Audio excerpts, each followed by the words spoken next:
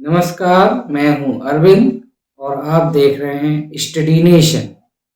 भारत का एक ऐसा राज्य जहां 2026 के विधानसभा चुनाव में एक भी बड़ी पार्टी ने ब्राह्मण उम्मीदवार नहीं उतारा, ना ही डीएमके, ना ही एडीएमके और ना ही इंडियन नेशनल कांग्रेस आईएनसी ने।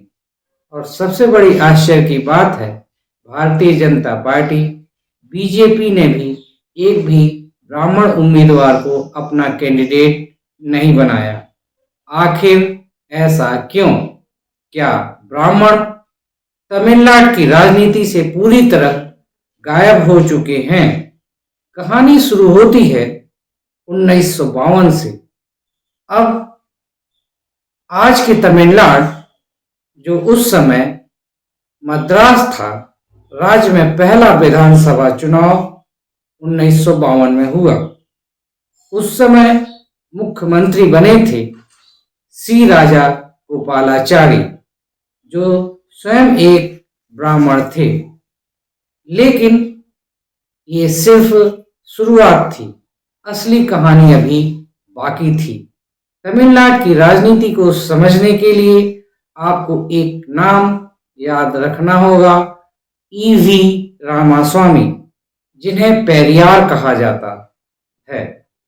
उन्होंने शुरू किया था एंटी ब्राह्मण मूवमेंट, जो सिर्फ राजनीति नहीं बल्कि एक सामाजिक क्रांति थी।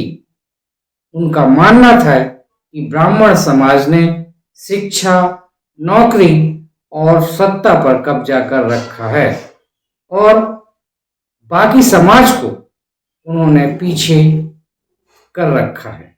और यहीं से जन्म हुआ द्रविड़ियन पॉलिटिक्स का, जिसे आगे बढ़ाया सीएन अन्नादुरई और बाद में एम करुणानिधि ने। और यहीं से एक नया फार्मूला बना, नॉन ब्राह्मण पॉलिटिक्स बराबर Tamil Nadu power.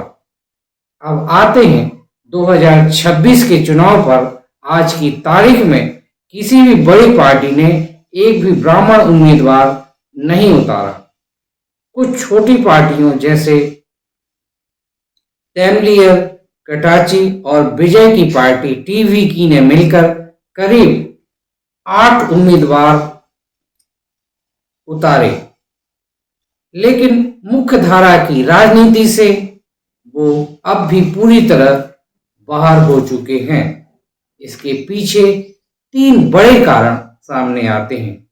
Number 1, social justice model. Tamil Nadu की राजनीति में सामाजिक न्याय के नाम पर ब्राह्मण उम्मीदवारों की संख्या कम होती गई और बड़ी पार्टियों ने इस बार उन्हें टिकट देना भी उचित नहीं समझा। दूसरा बड़ा कारण है रिजर्वेशन सिस्टम। तमिलनाडु में आरक्षण बहुत मजबूत है, जो नॉन ब्राह्मण रिप्रेजेंटेशन को बढ़ाता है। तीसरा बड़ा कारण है वोट बैंक की रियलिटी।